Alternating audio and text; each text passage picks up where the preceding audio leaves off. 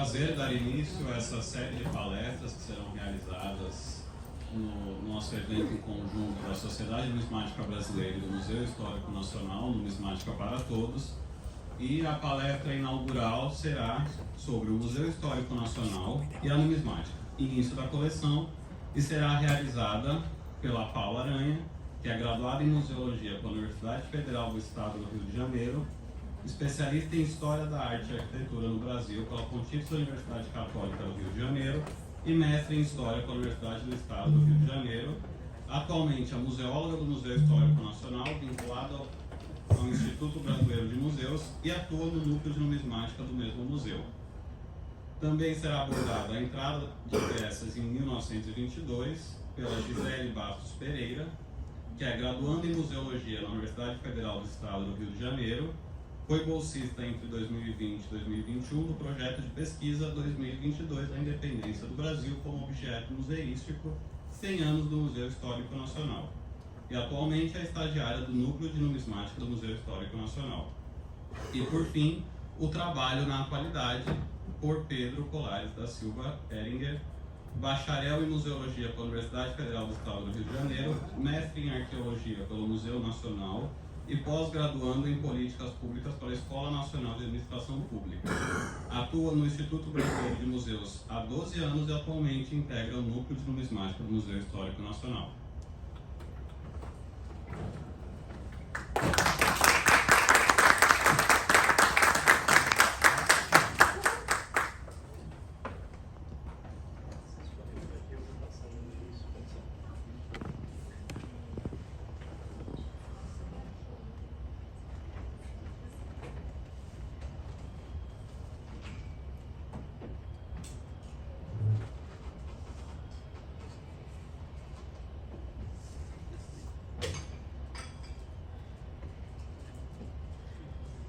Oi, boa tarde a todos. É um prazer estar aqui falando com vocês, um prazer estar realizando o evento e estamos todos muito felizes e esperamos que vocês gostem bastante do evento e aqui da nossa fala. A nossa fala vai ser bem concisa, a gente vai apresentar um pouco do trabalho aqui do museu. Só fazendo uma pequena modificação, eu vou falar, depois o Pedro e por último a Gisele que vai apresentar um estudo de caso que ela fez, tá bom?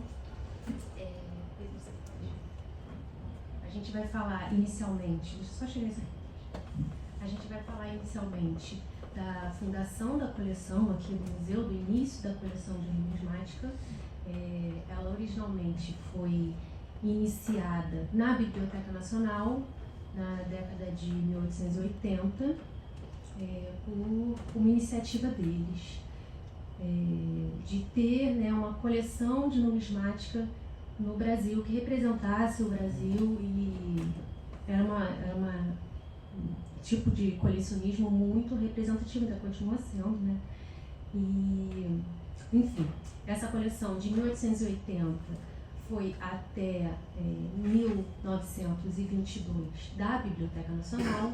Lá eles tinham a quarta seção de numismática e a gente tem os relatos nos anais da Biblioteca Nacional que contam um pouco a entrada e o aumento, da coleção. Uma coleção super importante que também recebeu inicialmente lá outras coleções de instituições, inclusive do Museu Nacional. Então, quando o museu foi fundado em 22, pode deixar, Pedro.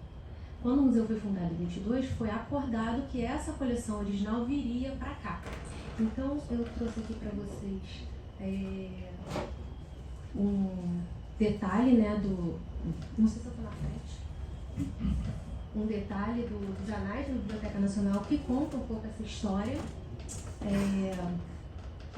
relatando as peças. E em 22 a biblioteca tinha cerca de 48 mil itens na quarta seção.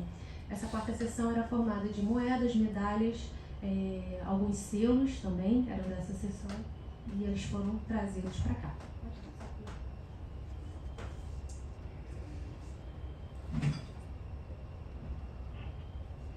Aqui vocês veem uma imagem do pessoal trabalhando lá, com análise aqui das moedas da coleção. Vocês podem ver, não sei se vocês vão conseguir ver o detalhe, tem uma gaveta em cima da mesa, aqui, ele está analisando as peças dessa gaveta. Eu estou atrás de onde eu estou lendo, então está bem, Eles vão para frente. Obrigada, Pedro. E aí, a gente vê aí o pessoal trabalhando, os funcionários todos da quarta sessão, que inclusive era chefiada pelo Edgar de Araújo Romero, que foi exonerado lá da Biblioteca Nacional e foi contratado pelo recém-fundado Museu Histórico Nacional em 22, junto com todos os outros servidores dessa seção, e eles continuaram trabalhando lá por um tempo. Então a coleção foi transferida, na teoria, para o museu, mas a quarta seção, como funcionava lá, permaneceu, sendo quarta seção, permaneceu no local, né, fisicamente lá, mas ela se transformou em segunda seção do Museu Histórico Nacional. O Museu Histórico Nacional tinha 2 seções, então a primeira seção era de História e a segunda seção de Numismática. Pode passar. Nesse trecho que eu trouxe para vocês, é um trecho também dos anais deles, eles relatam, acho que vocês não vão conseguir ver com detalhes, mas eles relatam o ano de 22, falando que algumas coleções chegaram para eles não puderam recusar essas doações, mas que elas seriam transferidas para a segunda seção do Museu Histórico Nacional, já que estava acordado que a coleção toda viria para cá. Quando a coleção chegou aqui, ela já era uma coleção volumosa e já tinha alguns nomes importantes de doadores, e a aquisição do museu ela foi ao longo do tempo, a aquisição dessas peças foi ao longo do tempo sendo enriquecida, com doações particulares, compra, é uma aquisição bem variada. Eu coloquei aqui alguns itens, alguns nomes, né? O Guilherme Guinle doou um volume grande, o museu adquiriu. Coleção do Guilherme Guinle, do Pedro Macena, do Antônio Pedro de Andrade. No caso da coleção do Antônio Pedro de Andrade, foi uma coleção que foi deixada por legado para a Biblioteca Nacional, mas já tinha sido acordado que a coleção viria para cá. Então a biblioteca recebeu, mas ela só foi tratada quando chegou no museu, em toda uma questão bacana para ser analisada aí. Coloquei algumas outras referências, Augusto Souza Lobo, o Eugênio Vergara Caffarelli, também, que doou uma série de moedas italianas interessantes, Kurt Prover, o Luiz Aranha Corrêa do Lago e o Joaquim Santos Leitão. Além disso, a gente tem as transferências que foram feitas de outras instituições, porque essa coleção, né, quando foi convencionado que seria a coleção que representaria o Brasil, né, no Museu Histórico Nacional, algumas outras instituições também fizeram a transferência das suas coleções para cá. Então, a Biblioteca Nacional, que é o núcleo original, né? Depois a Casa da Moeda, o Arquivo Nacional, o Museu Nacional e o Museu da Marinha. Essas são só algumas instituições que fizeram a transferência das suas peças. Cada instituição dessa fazia o registro das peças de uma forma diferente. Em alguns casos, a Gisele vai falar um pouco disso, né? Elas não estão muito definidas nessa entrada, então o registro pode estar lá, 40 peças, 40 moedas de prata. Então, para a gente distinguir exatamente hoje em dia essa questão da procedência é um pouco complicado, então a gente vai trabalhar sobre isso mais à frente, mas só para vocês saberem que a gente tem um registro do que veio e de qual instituição ou qual doador, mas às vezes a gente não tem exatamente como linkar uma coisa a outra. Aí eu coloquei para vocês alguns itens que vieram com as coleções. Por exemplo, a gente tem um livro de registro do Arquivo Nacional, onde eles registravam, então a coleção deles veio para cá e a gente, a partir disso, consegue trabalhar toda a documentação até hoje. Além disso, a gente tem um outro livro de registro anotado aí para vocês verem como eles eram feitos na época, né? Além disso, a gente tem um livro de registro aqui fora, numa das vitrines, que é o livro da Biblioteca Nacional, se não me engano é o terceiro, que mostra até onde eles incluíram o acervo, até 1922, e a linha que marca a entrada do acervo quando a coleção já era do Museu Histórico. Coloquei para vocês duas imagens aí para mostrar os medalheiros que a gente usa, ou moedeiros, como queiram falar. Eles vieram com a coleção da biblioteca, assim como mobiliário de exposição, assim como mobiliário do uso geral, né, mesas até, e os servidores. A gente vê nessa foto, que é de 46, como eles eram utilizados na época, abertos, com as gavetas ali aparecendo, as mesmas gavetas que a gente viu naquela foto anterior, ele analisando ali em cima da mesa. E essa foto aqui, que já é da década de 90, os medalheiros ali no canto, com a equipe trabalhando numa sala que era uma sala razoavelmente provisória, assim, uma sala que hoje em dia é a nossa biblioteca. Está, né, localizada a nossa biblioteca. Esses medalheiros são usados até hoje, a foto é atual, só para mostrar que a gente ainda mantém o acervo acondicionado da forma que ele veio para cá. Lógico, a gente vai atualizando, né, os materiais de acondicionamento, mas a gente ainda usa os medalheiros. Aí é um outro documento que registra as peças que entraram na coleção Pedro Macena, a forma que ela era registrada e a contagem das moedas. E aí é na coleção Antônio Pedro de Andrade, né? Também dessa forma como era analisada aqui, registrada. A nossa coleção aqui do museu atualmente é formada por moedas, cédulas, selos, condecorações, sinetes sigilográficos e valores impressos. Mais alguma coisa faltando aí? Cunhos, provas, ensaios.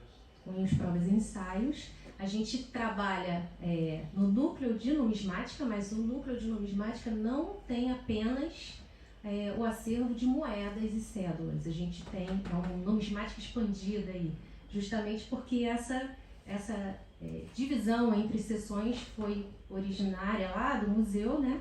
Então a gente manteve essa divisão das reservas técnicas aqui.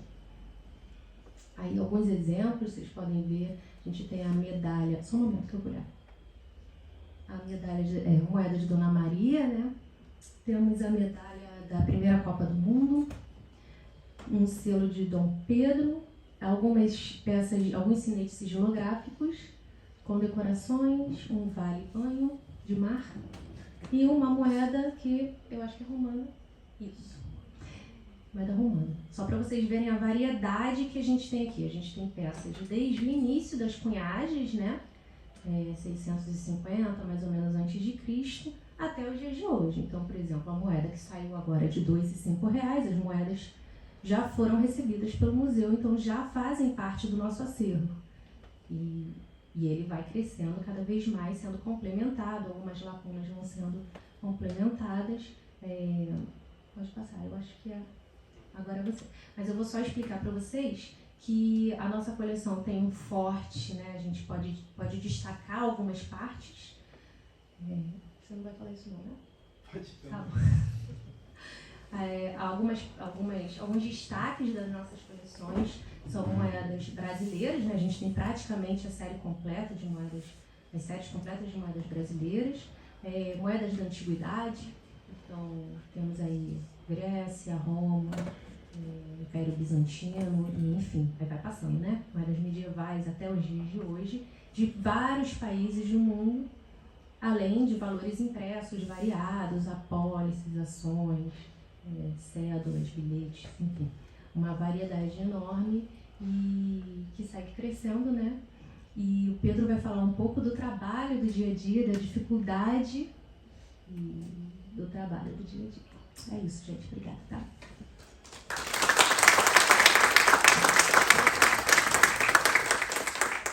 Obrigado, Paula. Boa tarde a todos. Reitero as boas-vindas, que é a nossa diretora do Futuro Mundo. Obrigado pela presença. Vou falar um pouco do nosso dia a dia aqui no setor de numismática, das nossas dificuldades, dos nossos procedimentos, das nossas rotinas nas nossas perspectivas de futuro e como a gente acha que os nossos parceiros podem fazer parte desse movimento. Bom, para começar pelas dificuldades, já que elas são muitas, é mais fácil. Vocês estão vendo o setor de numismática do Museu Histórico Nacional aqui. Em determinada época houve 12 pessoas, 14 pessoas, hoje somos 3, 2 servidores e um estagiário. Eu estava fazendo as contas hoje, são 150 mil peças de acervo. Se a gente for processar 10 peças por dia, vamos levar 31 anos para chegar até o final da coleção. Mas é bom que aumentar a idade de aposentadoria, né? Então acho que a gente vai conseguir. A gente tem muitos desafios, principalmente relacionados à quantidade de pessoal, mas também relacionados à estrutura, orçamento, e todo mundo sabe como é que a questão da cultura tem sido tratada. Mas eu vou falar especificamente de alguns desafios técnicos que a gente encontra. Primeiro é a questão da documentação. A Paula abordou a questão da formação da coleção, e eu vou tentar tratar das dificuldades de mapear essa origem, de fazer essa arqueologia da coleção, dando alguns exemplos para vocês. Aqui, por exemplo, dá para ver o mouse? Dá, né? É uma listagem de conferência da coleção Pedro Macena. A gente vê aqui que são 139 moedas de prata de Dom Pedro I, 1.675 moedas de cobre de Dom Pedro I, 104 de Dom Pedro II, níquel, cobre, bronze, diversas. Mas são 1.675 de que valor? Né? De onde vieram, exatamente? De qual instituição? Vieram aqui do Pedro Macena, mas e antes do Pedro Macena? Né? Então, para a gente que trabalha na área da museologia, o atestado de óbito é tão importante quanto o defunto. O que isso quer dizer? Isso quer dizer que a peça, não só a peça é importante, mas sim toda a biografia da peça, por onde ela passou, como ela chegou aqui, como ela foi tratada, e isso a gente vai poder passar para o visitante em determinado momento. Né? Então, o nosso trabalho de tentar levantar todo esse tipo de informação, muitas vezes a gente acaba esbarrando nesse tipo de informação primária. Né? E aí a gente tem que recorrer a outros tipos de sistema e de comparação para tentar levantar exatamente quais eram as moedas que vieram, até por eliminação também, comparando as listagens de conferências, os processos de entrada, para tentar entender exatamente qual moeda veio de qual coleção. E aqui é a mesma coisa. A gente tem um acervo da Marinha, enviado em 22, tem 50 moedas de cobre. Qual moeda de cobre? De que ano? De que data? De qual valor? E a gente vai encontrar esses exemplos dessas 48 mil que formaram a coleção inicial, que a Paula mencionou. Pouquíssimas são as que estão especificadas de maneira adequada. Né? Mas a gente tem que entender também, fazendo uma reflexão agora, que talvez essa não fosse exatamente a prioridade do momento. Né? Essa é uma prioridade que a gente tem agora. Talvez a prioridade do momento fosse de fato a quantidade, fosse de fato a armazenagem, fosse de fato garantir a segurança da coisa, e não necessariamente documentar para transmitir para o público. Mas essa é a nossa intenção e essa é a nossa função social agora, né? A partir dessa moeda, tentar construir alguma coisa importante para a sociedade. Aqui mais alguns exemplos, e aqui a gente vê isso aqui, é o que a gente chama de refúgio, que são as moedas que já vieram categorizadas assim, são as moedas que são ilegíveis, basicamente, né? Então a gente tenta fazer o trabalho de fato, tentar perceber e entender quais são essas moedas, pelo menos datar aproximadamente, ou relacionar ao governante, ou pelo menos identificar o tipo de material, qualquer informação que seja possível, para que num segundo momento, uma pessoa que entenda mais desse assunto do que a gente, possa vir aqui e tentar colaborar com o nosso trabalho. Né? Esse vai ser um foco que eu vou retomar, no sentido de como os nossos parceiros podem ajudar a gente e como a gente de fato precisa da ajuda dos nossos parceiros, de vocês que entendem de determinados nichos específicos das suas coleções, para poder nos ajudar a municiar mesmo de informação sobre o acervo. Porque tem uma característica muito importante nesse tipo de acervo, na numismática e também na filatelia, e nos colecionáveis em geral, que diferem dos outros tipos de acervo do museu. Aqui a gente atende não só o pesquisador acadêmico, aquele que está interessado nas informações extrínsecas e contextuais de determinado objeto, como também o colecionador que está interessado na parte do design, nas variações, no valor, no trajeto dessa peça, nas coleções por onde ele passou. Então a gente tem que atender esses dois públicos. Mas nós não necessariamente temos a capacidade completa de atender determinados nichos. Por exemplo, Eu não sou especialista nas moedas de 960 réis. Existem vários aqui no Brasil, muito bons, por sinal. A Paula entende de moeda grega. Eu não entendo nada de moeda grega. Mas tem muita gente que entende de moeda grega que pode ajudar a gente a fazer essa documentação. E a gente não pretende entender todo o universo numismático do Brasil, que vai de 600 anos antes de Cristo até o dia de hoje. Então, seria impossível, né? E, para isso, a gente tenta fazer o nosso trabalho principal, que é deixar as peças minimamente bem conservadas, minimamente bem documentadas, para que, no segundo momento, alguém possa chegar e ajudar a gente nesse sentido. Aqui algumas fotos do nosso dia a dia, da nossa rotina. A gente trabalha principalmente na parte de conservação e documentação no nosso setor. A gente adota o princípio da mínima intervenção na hora de fazer a conservação das peças. A gente evita ao máximo qualquer intervenção química nas peças. A gente opta sempre pela higienização mecânica e a gente adota as estratégias de preservação, que são monitorar as condições climáticas, umidade, temperatura, tentar evitar ao máximo o efeito da maresia, já que a gente está bem perto do mar aqui. E a gente sempre tenta fazer o acondicionamento das peças com material adequado, não reagente e que não vá interferir a longo prazo com o estado de conservação da peça. Esses são os preceitos que a gente usa hoje aqui no museu. Ao longo dos anos isso mudou muito, já houve processos mais incisivos, já houve posturas mais intervencionistas. Hoje o que a gente adota é isso, é a mínima intervenção possível na conservação das peças. Vou falar um pouco de como o público, os colecionadores, os pesquisadores podem acessar a coleção. O primeiro passo seriam as publicações, né? O museu regularmente estabelece parcerias com pesquisadores e colecionadores para trabalhar publicações. São publicações de temáticas específicas. Aqui a gente está vendo uma sobre moedas portuguesas, uma silogué romana, uma silogué grega, desculpa, uma que a gente chamou de silogué romana, e os artigos dos anais do museu. E no nosso setor de numismática a gente também tem uma biblioteca especializada no assunto. Então, se houver algum pesquisador que tem algum interesse específico e queira consultar a biblioteca de numismática, pode entrar em contato com a gente.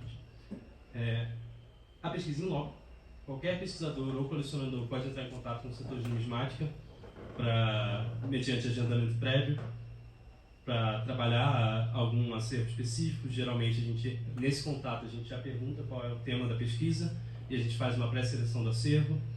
Depois o pesquisador ou colecionador faz a análise da fotografia e tem toda uma questão específica de um cuidado com os termos de uso de imagem, já que é um acervo do museu e a sua reprodução deve ter esse tipo de cuidado.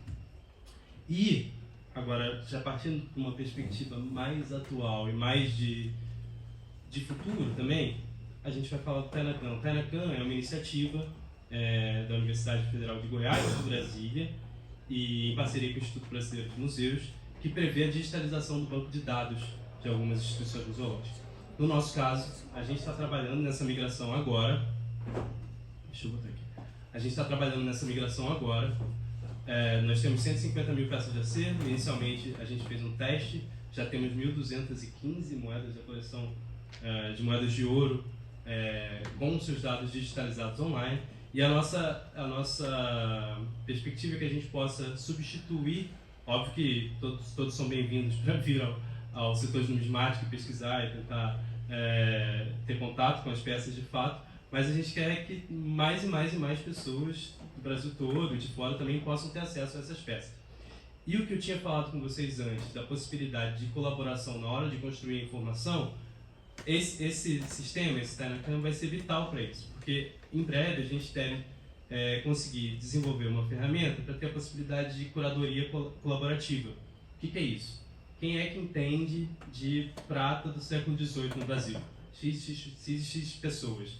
Olha só, vamos fazer uma parceria com o setor de numismática do Museu Histórico Nacional. Esse aqui é o seu login e senha temporários para mexer no sistema. Você vai ser convidado a analisar tais peças, inserir as informações. Depois essas informações vão passar pelo crivo do setor de numismática e aí a gente vai fazer o upload dessas informações de maneira que toda e qualquer informação sobre a peça seja registrada e outras pessoas possam ter acesso. Novamente, a gente não pretende ter domínio do completo do assunto, acho que seria impossível, mas a gente pretende sim estabelecer essas parcerias e contar com todo mundo que está aqui e com todo mundo que tem experiência na lida com determinados tipos de coleção, para ajudar a gente a aumentar a quantidade de informações que a gente tem sobre a nossa coleção.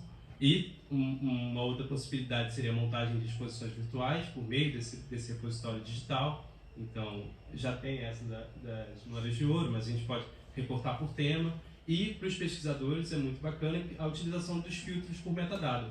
Você pode, futuramente, né, quando a gente conseguir terminar essa migração, vocês vão poder chegar nas nossas coleções numismáticas e filtrar por material, por data, por governante, para entender tudo que a gente tem aqui. E uma coisa que é importante hoje em dia é o compartilhamento dessas informações nas redes sociais. Muito obrigado pela presença, muito obrigado pela colaboração atual e possivelmente pela futura colaboração. Vou passar a palavra para a Gisele para falar um pouco da experiência dela com você.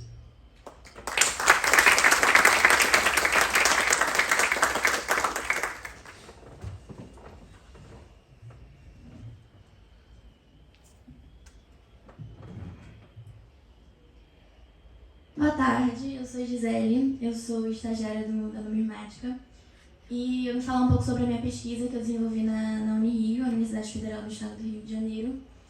Essa pesquisa ela foi realizada entre os anos de 2020 e 2021, durante a pandemia. Então ela foi feita a maior parte usando os arquivos virtuais do museu. Ela foi orientada pelo professor Anaildo Bernardo Barassal e também contou com a ajuda de voluntários.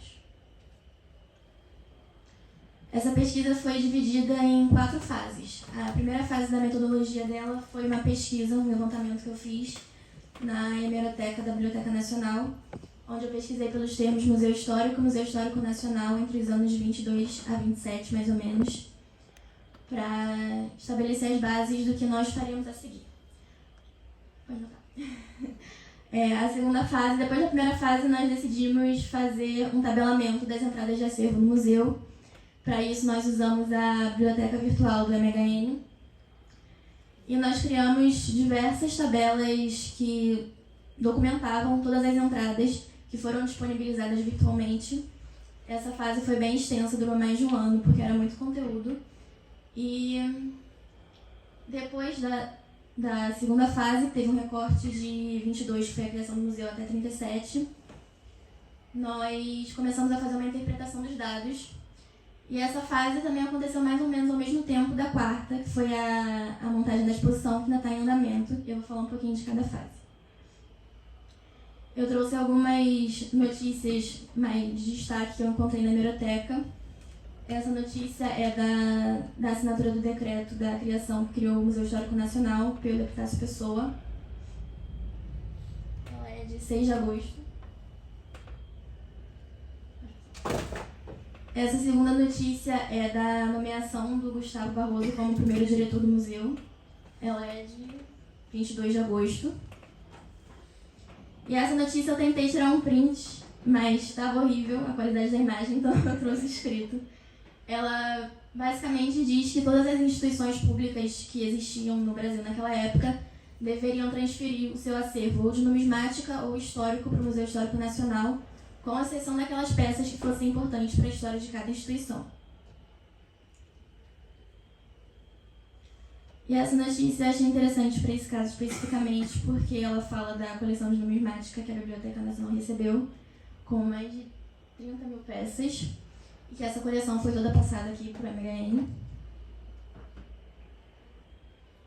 Essa é uma imagem da construção do museu, do pavilhão das indústrias. Ela é de 22. E a segunda fase, para exemplificar, eu trouxe um exemplo das planilhas que nós fizemos durante a pesquisa. Esses foram os dados que nós consideramos mais importantes, que era o número de registro a gente não conseguiu, a gente colocou, mas não tinha nos documentos. A data de entrada do objeto no acervo do museu, a natureza do objeto, nesse caso só tem indumentária, mas são vários tipos. O título, no caso, era a própria descrição que vinha no documento do objeto. A fonte, que era a instituição de origem. A referência e as observações eram informações interessantes que alguns possuem e alguns não. Eu trouxe alguns exemplos da numismática também. Em alguns casos, a gente fazia esse anexo porque eram coleções muito extensas para incluir em uma única tabela. Então, nós criamos várias tabelas separadas e cada voluntário foi responsável por uma instituição. A coleção do Pedro Macena, nós fizemos uma tabela separada e no final nós juntamos tudo. Aí eu também trouxe um exemplo de documentação da época, essa aí é do Arquivo Nacional. Essa é do Museu Nacional.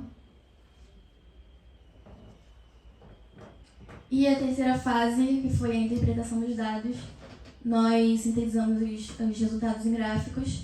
Eu trouxe 2 como exemplo de 22, que esses são os processos de entrada de acervo da MHN 22, quantidade de objetos por tipologia. No caso, eram a quantidade de objetos que entraram de cada tipologia de acervo, e o mais representativo foi a numismática, com 94%. Esse gráfico representa a quantidade de objetos que foram adquiridos pelo museu através da compra ou através de transferência do setor público. Calma aí, vou falar rapidinho. E no caso, a compra é muito extensa por causa da coleção do Pedro Macena, que foram mais de 17 mil objetos. Aí, como a numismática teve uma importância muito grande na formação da coleção do acervo, na 4ª fase da pesquisa, nós resolvemos focar um pouco mais nela. E eu trouxe alguns exemplos de objetos que entraram. Essa é a moeda de ouro comemorativa do Centenário da Independência. Essas inscrições aqui são exatamente as que vêm nos documentos de entrada de acervo. Ela foi transferida do Arquivo Nacional. Essa também.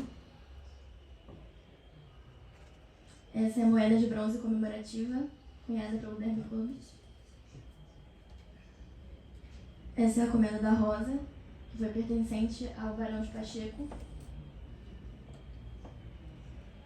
Distintivo que pertenceu à Saldanha Marinha. Selo com as armas do Reino Unido de Portugal. Sinete antigo de marfim do Visconde do Uruguai.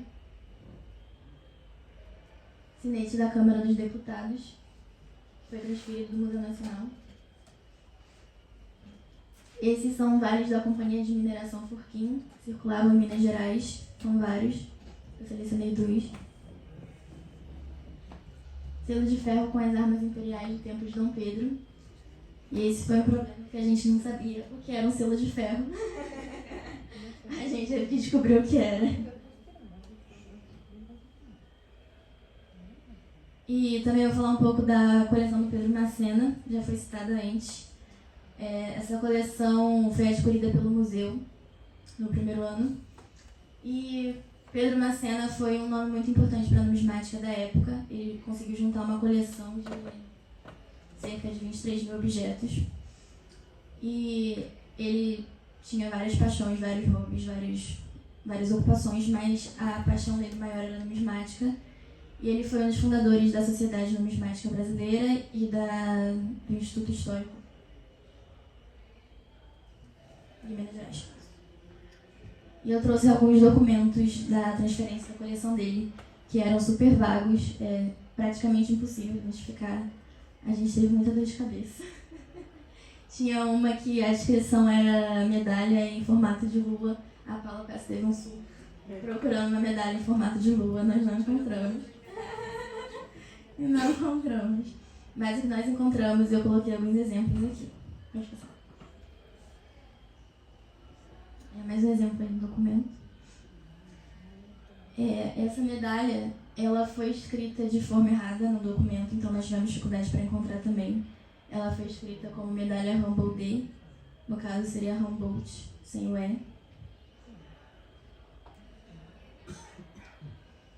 Essa também foi escrita errado.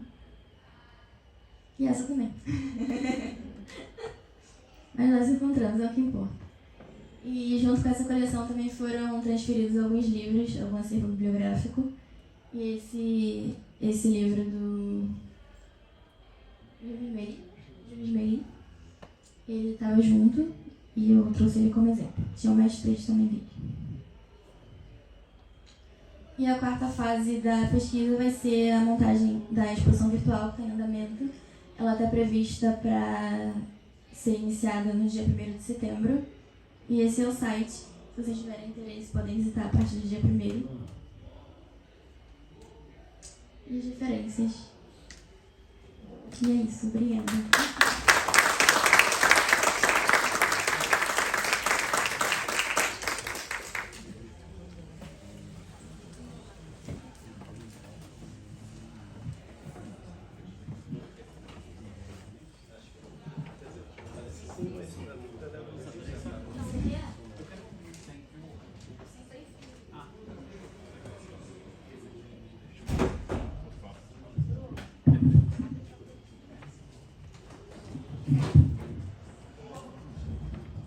Bom, muito obrigado pela apresentação. Alguém tem alguma pergunta?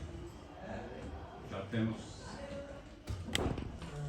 No que se refere à identificação de origem do Adão e tudo mais, há uma história do museu que o diretor Gustavo, na época, eu não estava aqui, ele recebia muito material dos amigos dele.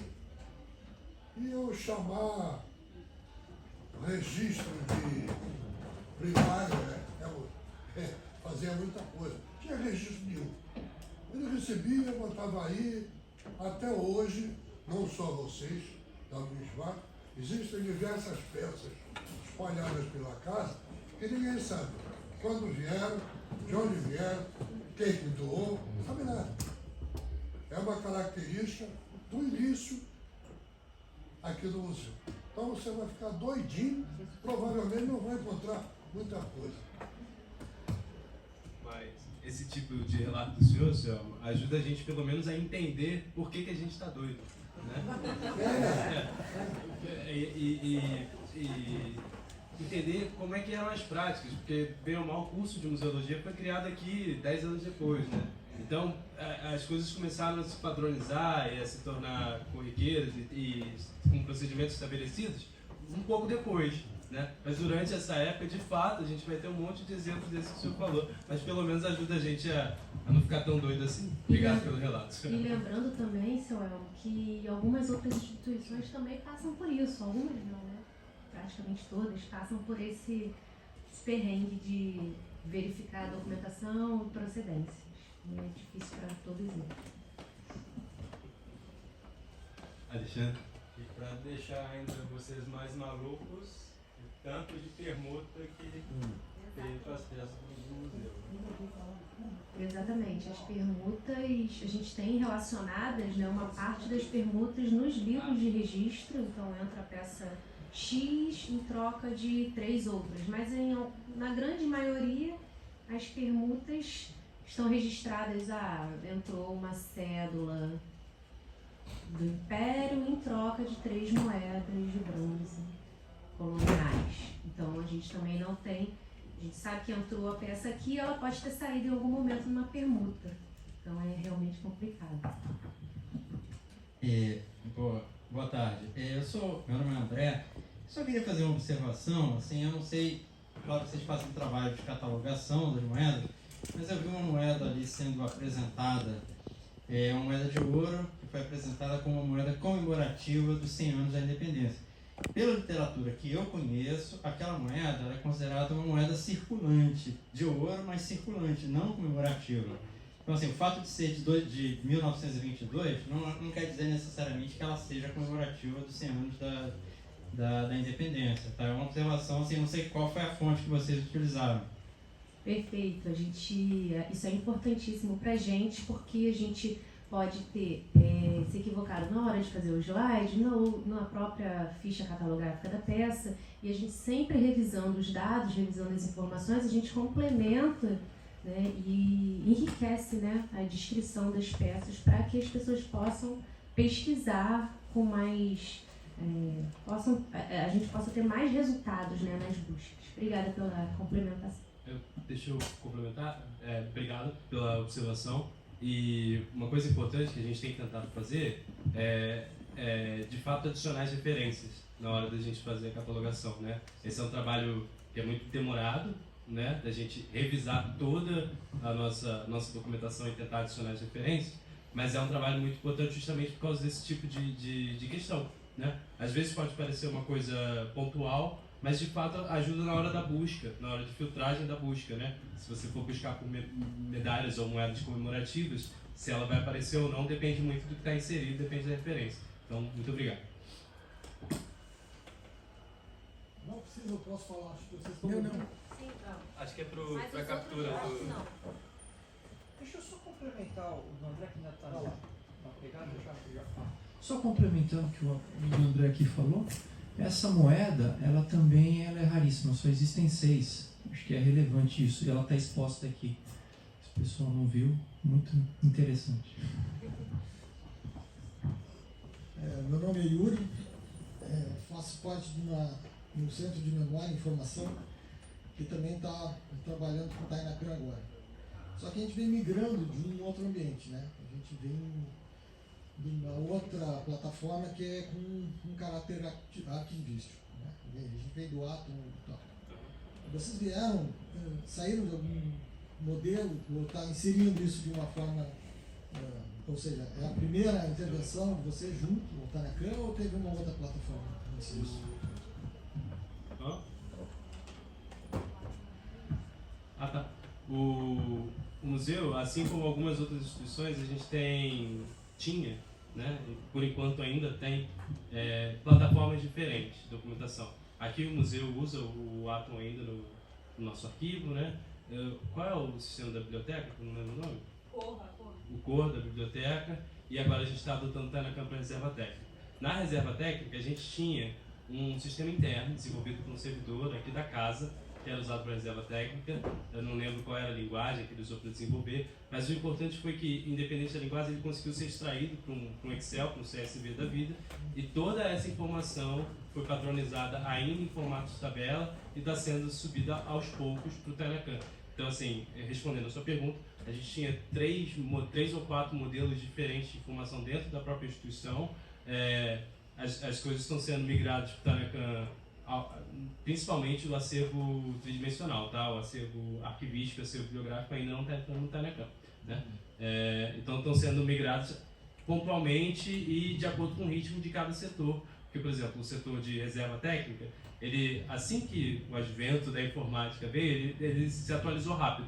O acervo de numismática demorou muitíssimo para se atualizar e nunca teve um sistema próprio, um banco de dados específico que tenha por conta do volume também. E o que tinha era um arrolamento de Excel. Na verdade, tinham 242 planilhas de Excel. Nosso primeiro trabalho foi juntar todas e padronizar os dados. Agora a gente está padronizando o conteúdo para depois subir. Só complementando, o arquivo histórico mantém, né, continua a usar o Atom e provavelmente não vai migrar por hora para o Tainacan. Então, a gente vai continuar ainda usando várias bases diferentes aqui dentro. Bom, acredito que é isso. Muito obrigado, Paula, Pedro e Gisele, pela apresentação, que muito aproxima os colecionadores e os numismatas brasileiros do Museu Histórico Nacional. Então, vamos dar seguimento Obrigada, gente. à nossa grade de palestras.